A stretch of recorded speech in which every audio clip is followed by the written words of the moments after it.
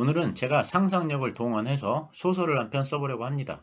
제가 지금까지 수백 편의 영화 시나리오를 읽어봤기 때문에 상상력은 풍부한 편입니다.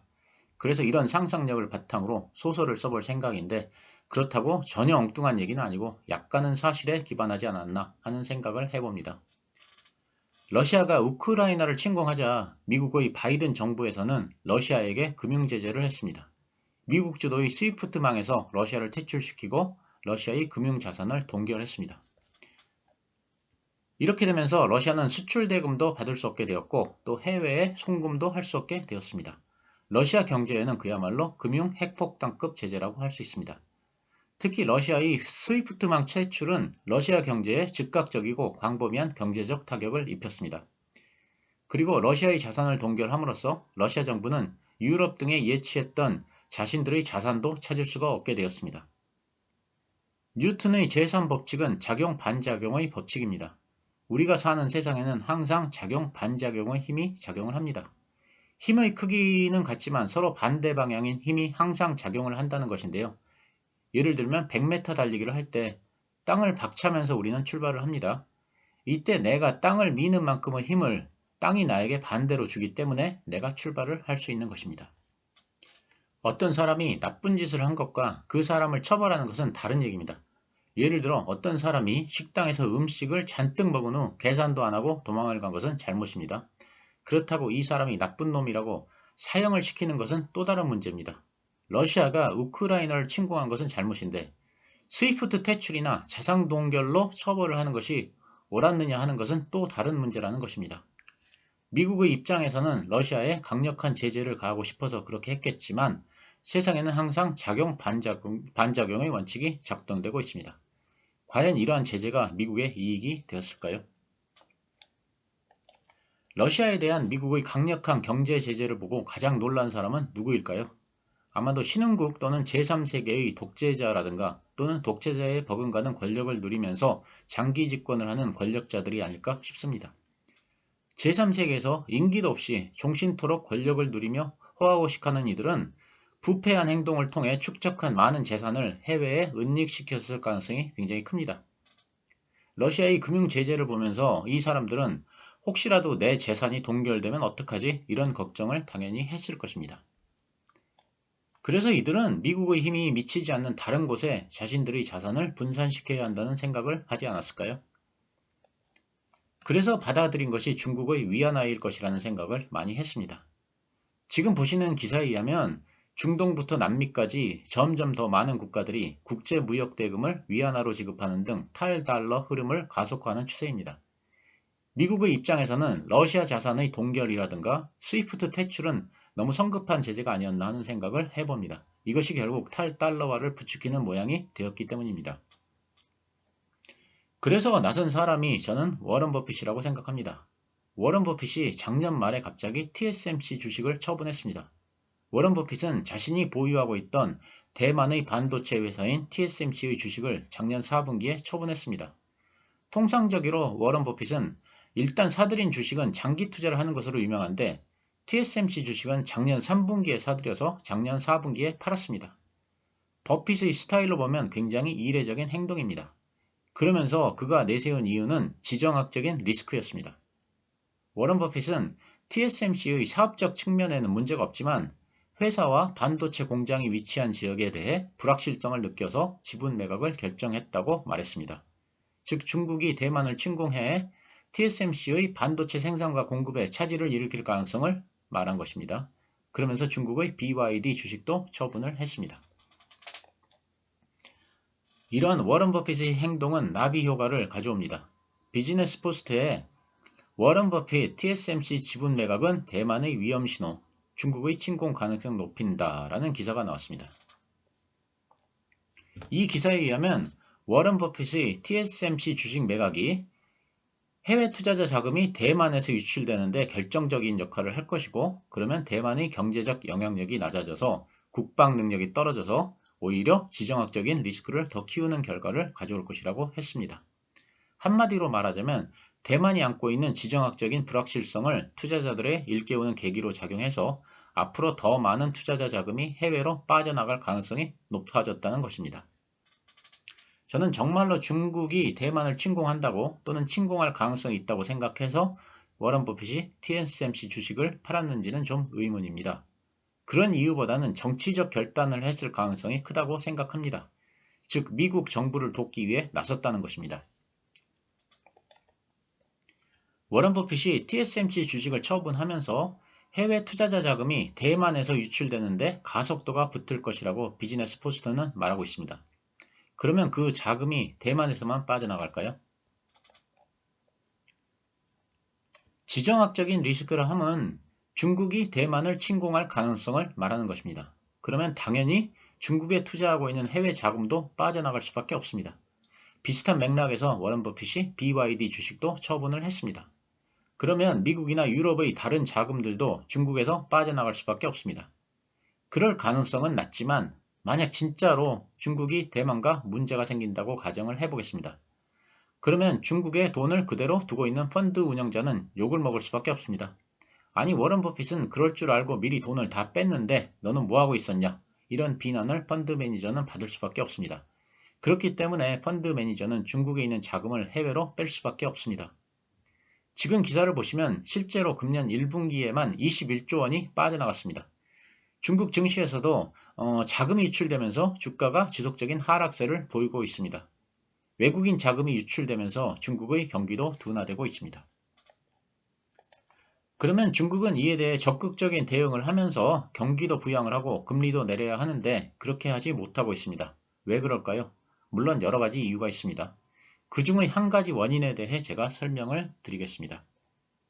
제가 앞에서 위안화의 글로벌화에 대해 말씀을 드렸습니다. 미국이 러시아의 자산을 동결하고 스위프트망에서 러시아를 퇴출시킨 것에 놀란 제3세계 국가들의 지도자들이 중국의 위안화를 사용하기 시작했다고 말했습니다. 위안화의 기축화를 계속 추구해온 중국의 입장에서는 그야말로 큰 기회를 맞이한 것입니다. 그렇기 때문에 이 기회를 쉽게 날려버릴 수가 없습니다. 그런데 만약 기준금리를 인하하고 적극적인 부양책을 사용하게 되면 위안화의 가치가 하락합니다. 그렇게 되면 달러를 피해서 위안화를 받아들인 제3세계 국가는 앉아서 손해를 보게 됩니다. 달러를 그냥 가지고 있었으면 되는데 괜히 위안화로 바꿔서 손해를 봤다는 생각을 할 수밖에 없습니다. 그러면 이들은 다시 달러로 돌아갈 것입니다. 그렇기 때문에 중국은 마음대로 금리 인하를 하기도 힘든 상황이라고 생각합니다. 중국은 이번 달에 금리를 동결했습니다. 그러면서 지난달의 인하 효과를 주시해야 한다고 했는데 기사에서 보시다시피 지난달에도 겨우 0.1%를 인하했을 뿐입니다. 사실상 하나마나입니다. 그때에도 생각보다 인하폭이 굉장히 적었다는 말들이 많았습니다. 물론 중국이 금리를 동결한 이유는 많습니다. 예를 들면 달러가 빠져나갈 것을 염려한 부분이 가장 크다고 생각합니다. 하지만 방금 말씀드린 바와 같이 위안화가 약세를 보일 경우 위안화를 결제통화로 채택한 이들이 다시 달러로 돌아서지 않을까 하는 걱정을 한 것도 어느 정도는 사실이라고 저는 생각합니다. 그러면 워런 버핏을 따라서 중국을 탈출한 외국인 자금은 어디로 갔을까요? 워런 버핏이 일본의 상사 주식을 대량으로 사들였다는 건 다들 아실 것입니다. 그래서 중국과 대만을 탈출한 자금도 워런 버핏을 따라서 대부분 일본으로 많이 갔습니다. 지금 보시는 바와 같이 일본 증시는 33년 만에 최고치를 갱신했습니다. 이와 관련해서 일본 주식시장에서는 일본 증시의 상승이 다 워런 버핏의 덕분이라는 말들을 많이 합니다. 현재 일본 주가 급등을 이끄는 1등 공신은 해외 투자자들입니다. 4월부터 5월까지 9주일 동안 해외 투자자들은 무려 일본 주식을 67조 원이나 사들였다고 합니다. 일본 주식 매매 대금 중 해외 투자자 비율이 69.4%까지 증가했습니다. 이 자금 중 상당 부분이 워런 버핏을 따라서 중국에서 탈출해온 자금으로 보입니다. 워런 버핏은 지난 4월 일본을 방문해서 일본 종합상사들에 대한 투자가 미국 이외의 기업 중에서 가장 많다. 지분 보유를 매우 자랑스럽게 생각한다 라면서 추가 투자를 검토하고 싶다 라고 말했습니다. 그러면서 일본이 대만보다 좋은 투자처라는 말을 했습니다.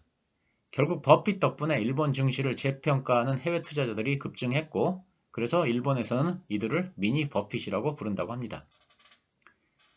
일본 주가가 급상승하면서 이젠 일본 경제가 장기 침체에서 벗어날 수 있겠다는 희망이 생겨나고 있습니다. 아베 총리 시절부터 아베노믹스를 통해 그렇게 노력했음에도 불구하고 오르지 않던 임금이 최근에 인상 기조로 바뀌고 있기 때문입니다. 일본의 최대 노동조합인 일본 노동조합 총연합회가 발표한 자료에 따르면 금년 봄 임금 협상에서 임금이 3.66%나 올랐습니다. 30년 만에 가장 높은 수준입니다. 일본 경제 지표도 개선되고 있습니다. 일본의 1분기 실질 국내 총생산이 전분기 대비해서 0.7%가 증가했는데 이 수치는 시장의 컨센서스를 뛰어넘는 것으로 우리나라의 0.3%보다 2배 이상 앞지른 것입니다. 설비 투자와 개인 소비도 각각 1.4%와 0.5% 증가했다고 합니다. 이렇게 일본의 경제가 살아나게 된 것은 결국 미국 자본의 힘입니다. 그러면 일본은 미국을 위해 무엇을 할까요? 저는 미국 국채의 소화라고 생각합니다. 지금 보시는 자료는 제가 찰리 비렐로라는 분의 트위터에서 가져온 것입니다. 미국은 부채 한도 협상 타결 이후에 벌써 1트릴리언 달러, 즉 1조 달러의 국채를 발행했습니다. 우리 돈으로 환산하면 약 1300조 원입니다. 앞으로 미국이 국채를 얼마나 더 발행할지 모르겠습니다. 아마도 지금쯤이면 국채가 더 발행되었을 수도 있습니다. 이렇게 큰 규모의 물량을 소화하려면 누군가 큰 손이 있어야 합니다. 저는 경기 침체에서 벗어나기 시작한 일본이 미국의 국채를 대량으로 소화해 주는 것 아닌가 이렇게 생각하고 있습니다. 이제는 제 소설의 결론입니다. 제가 지금까지 말씀드린 바를 정리해 보겠습니다. 러시아가 우크라이나를 침공하면서 미국이 러시아에 금융제재를 가했습니다. 러시아를 스위프트망에서 퇴출시키고 러시아 자산을 동결했습니다. 그러자 까딱하다가는 자신의 달러 자산도 동결될지도 모른다고 생각한 제3세계 지도자들이 달러 일변도에서 벗어나 위안화도 결제통화로 받아들이기 시작했습니다. 위안화의 기축화가 시동을 건 것입니다. 이는 분명 달러의 위기입니다. 그러자 나선 사람이 워런 버핏입니다. 워런 버핏이 중국의 BYD 주식하고 대만의 TSMC 주식을 매도하면서 지정학적인 리스크를 언급했습니다. 그 후에 일본을 방문해서는 일본을 칭찬하는 말을 많이 했고 실제로 일본 상사 주식을 대량으로 사들였습니다. 그러자 중국을 빠져나온 해외 자금이 워런 버핏을 따라서 일본으로 이동했습니다. 그 결과 일본의 외국인 투자가 사상 최고치를 갱신하고 있습니다. 일본 주식시장도 33년 만에 최고치를 기록했습니다. 일본 경제가 살아날 기미를 보이고 있는데 이건 결국 워런 버핏과 미국의 자금 덕분입니다. 그래서 일본은 부채 한도 협상 이후에 쏟아져 나오는 미국의 국채를 대량으로 매입을 해주는 것입니다. 이렇게 해서 일본과 미국은 서로 상생하는 관계로 나아가고 있습니다.